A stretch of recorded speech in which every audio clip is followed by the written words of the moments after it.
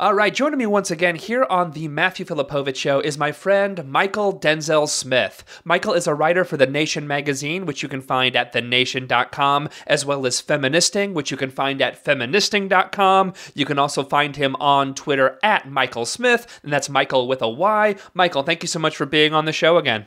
Thanks for having me, Matt.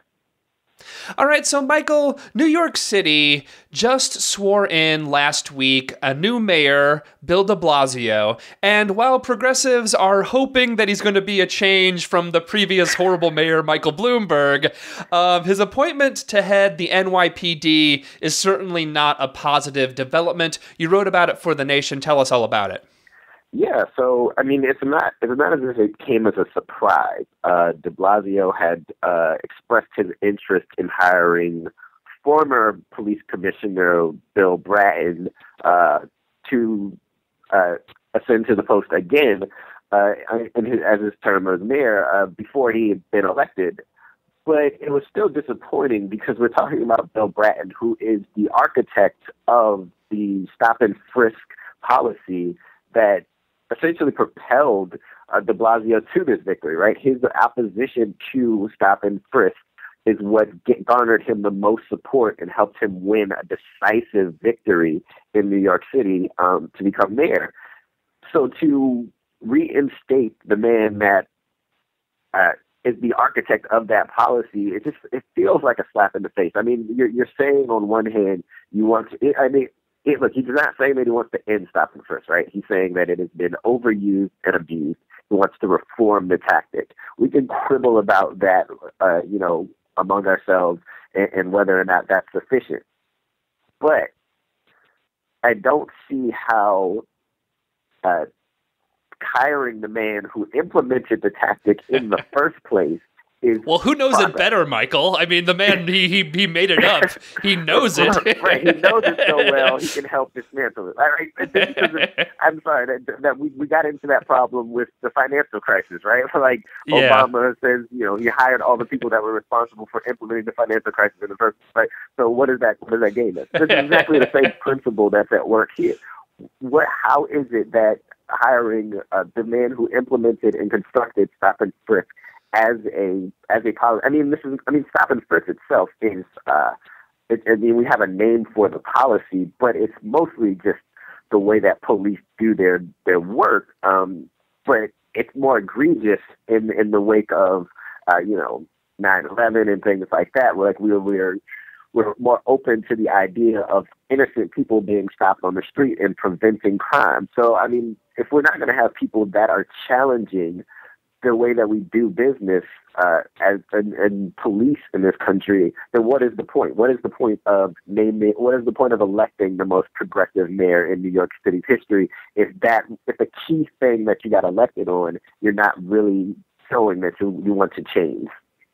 Yeah, it is really, really disappointing. And the thing is, the NYPD, I mean, what's the most kind of really disappointing about this is that, de Blasio, all of his talk about the two cities of New York and, the economic inequality is all very true and correct. But as a mayor, there are some things you can do about that, but, actually changing the entire financial system is actually a pretty complicated thing for a city mayor to do. While the NYPD, that is actually something that in my mind, he actually has more power to actually do something about, you know what I mean? And so the fact that he punted on this, and not even punted, but went back on this and chose, again, the person who orchestrated it and came up with it to head it, to me, that is a really bad sign, because this is actually something he actually, as mayor, would have had some power to do, and the fact that he chose not to do it, we should be very concerned about this. Yeah, absolutely. And I mean, I don't want to again, it's not shocking, and I think that the thing that you're alluding to at first is this will be a disappointment if he's going to continue disappointing, and people are going to be disillusioned again. I mean, well, what exactly are we expecting, right? And not to say that we shouldn't continue fighting, we shouldn't keep the pressure on him, but we have to, progressives specifically, have to start understanding that we are electing the most progressive candidate that has the possibility of winning.